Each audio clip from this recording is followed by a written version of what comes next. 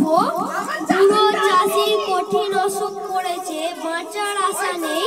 সেই সময় একমাত্র ছেলেকে ডেকে বলল, ওহে বাপু, আমার দিন ফুরিয়ে এসেছে, যাওয়ার সময় তোমাকে একটা দরকারি কথা বলে যাই। চাষির ছেলে ভারী অলস, অথচ টাকা পয়সার লোভ তার 16 আনা। তার ধারণা বাবা অনেক সোনা কোথাও লুকিয়ে রেখেছে। বাপকে বলল, তোমার লুকোনো সোনা কোথায় রাখা আছে তা তো তুমি বলে গেলে না। হেসে বুড়ো বাপ বলল, সেটা বলবো বলেই তো ডেকেছি তোমায়। শোনো, এই যে আমাদের চাষের জমি দেখছো, এর নিচেই পোঁতা আছে লুকোনো সোনা। আমি চোখ বুঝলে তুমি তা খুঁজে বার করে নিও। ওই কথা কটি বলেই চিরদিনের মতন চোখ বুঝলো সে। ছেলের চোখ দুটো লোভে চকচক করে ওঠে। বাবা মারা যাওয়ার পরও ছেলে তার বউকে বলল, বাবা তো বলে গেল আমাদের জমি তলায় সোনা পোঁতা আছে, কিন্তু ঠিক কোন জায়গায় আছে তা তো বলে গেল না। ছেলের বউ খুব বুদ্ধিমতী, সে বলল, তোমার গোটা জমিটাই খুঁড়ে দেখতে হবে কোথায় আছে সোনা। ছেলে জমি চাষ আবাদ করার কথা ভাবতে পারি না, কাল শুয়ে বসে কাটিয়েছে, কিন্তু সোনার লোভ বড় লোভ, আবার আলসেমির রোগও কম নয়। তাই সকালে উঠে সে কেবল গড়িমসি করে। বউ যখন মনে করিয়ে দেয় সোনা খোঁজার কথা, তখন সে গজ গজ করে।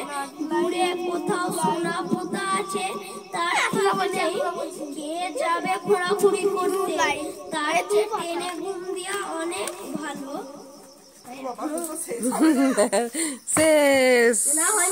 হয়নি? ঠিক আছে। বউ বলে, তুমি মজুর লাগিয়ে না, সোনা যদি পাওয়া তবে আমাদের কপাল ফিরে যাবে, চুপচাপ বসে থেকে কি লাভ। বাবা যখন বলেছেন তখন চেষ্টা করে দেখতে দোষ কি। বউ পরামর্শ শুনে ছেলে দুজন মজুর লাগালো,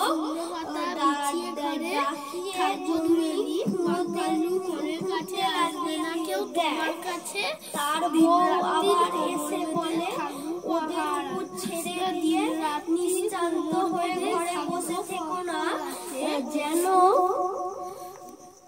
তুমি কোদাল নিয়ে যাও, তা না হলে ওরা সোনার তলার তালটা পেয়ে যায়, তবে তা সরিয়ে ফেলতে কতক্ষণ। ছেলে ভাবে বউ ঠিক কথা বলেছে, ওদের বিশ্বাস কি ওরা যদি সোনার তাল সরিয়ে ফেলে তবে সব তাই সেও একটা কোদাল নিয়ে কাজে লেগে যায়। মাঠে কাজ করতে করতে ওদের উপর নজর রাখায় সুবিধা হবে।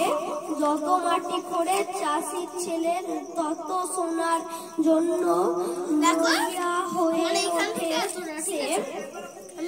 কিন্তু সকাল থেকে সন্ধ্যে ঘোরাঘুরি করেও কোথাও একটুকু সোনা পাওয়া গেল না।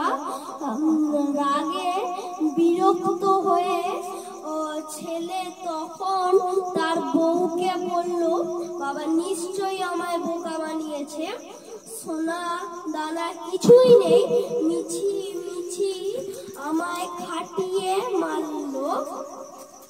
বউ হেসে বলল, কিন্তু জমিটা এখন ঠিক চাষ করার মতন হয়েছে। ছেলে তার বউয়ের মুখের দিকে তাকালো। বউ বলল, আর কদিন পরেই বর্ষা নামবে, এই তো বীজ বোনার সময়। বাবা প্রতি বছর এই সময় জমিতে ধান চাষ করত, কিছুদিন ফসল হতো।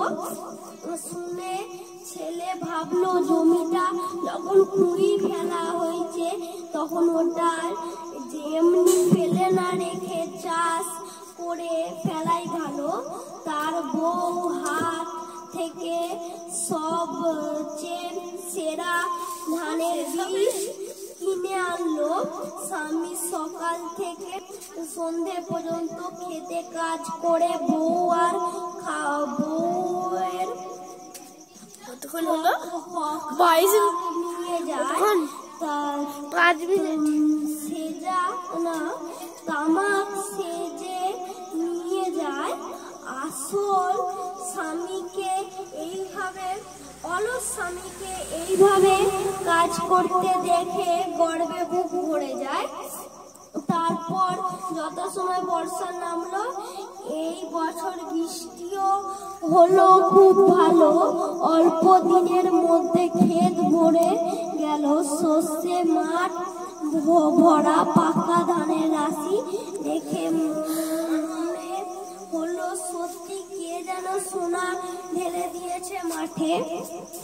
বউ বলল, দেখো বাবা মিথ্যা বলেনি, সত্যি সত্যি সোনা পড়েছে মাঠে।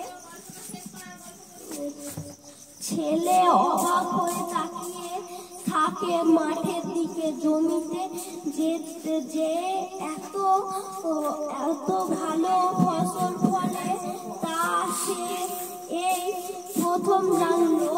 ফসল কাটার পর তা হাটে বিক্রি করে এক খালি টাকা পেল। চাষির ছেলে বাড়ি ফিরে এসে বউকে বলল, দেখো কত টাকা।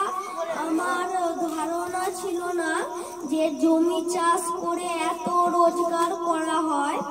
বউ খুব খুশি হয়। এই তার অলস স্বামী প্রথমবার নিজের রোজগারের টাকা এনেছে। হেসে বলল, তাহলে বাবার কথাই ঠিক তো? জমিতে সত্যি সোনা পোতা ছিল। মাথা নেড়ে ছেলেও জবাব দিল, 16 আনা। আজ আমি বুঝেছি যে বুদ্ধি খাটালে আর কঠোর পরিশ্রম করলে তার পুরস্কার পেতে দেরি হয় না। শেষ। নমস্কার। হাততালি, হাততালি, অঙ্কিত হাততালি দাও, হাততালি দাও।